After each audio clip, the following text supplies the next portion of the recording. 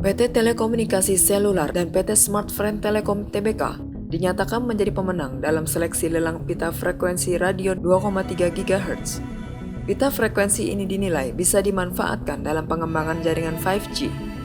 Dari hasil seleksi lelang dengan harga Rp176,9 miliar per blok, Telkomsel yang merupakan anak usaha PT Telkom Indonesia Tbk memperoleh 2 blok, yakni Blok A dan Blok C.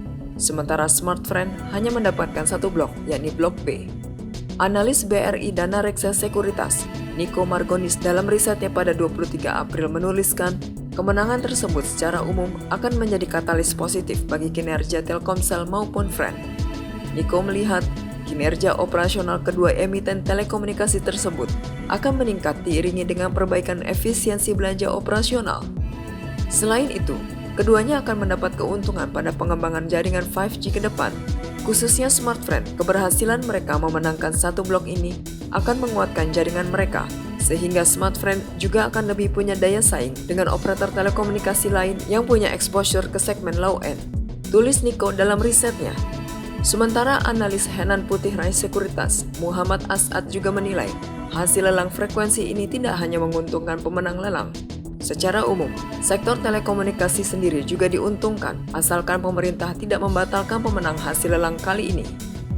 Pasalnya Undang-Undang Cipta Kerja dan PP Nomor 46/2021 memungkinkan operator telekomunikasi berbagi spektrum pada implementasi jaringan teknologi baru, kata As'ad.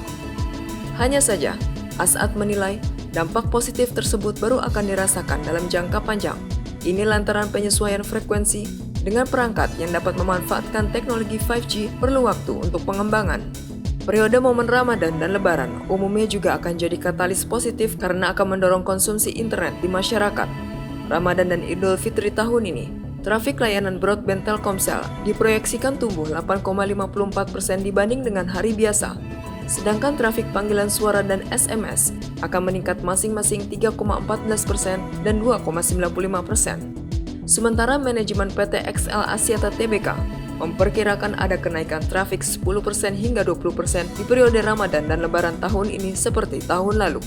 Saat ini, industri telekomunikasi juga diliputi aksi merger dan akuisisi. Ambil contoh, rencana merger PT Indosat Tbk dan PT Hutchinson Tri Indonesia. Menurut As'ad, aksi merger dan akuisisi ini bisa menjadi sentimen positif karena membuat persaingan harga antar operator jadi lebih sehat. Sebaliknya, Niko melihat proses merger dan akuisisi ini menimbulkan ketidakpastian. Dia memberikan rating overweight untuk sektor telekomunikasi dan menjadikan TLKM sebagai topik. Alasannya, Telkom tidak terlibat dalam proses tersebut dan fokus membangun keunggulan jaringan dan jangkauan digital. Ini akan membuat TLKM lebih unggul.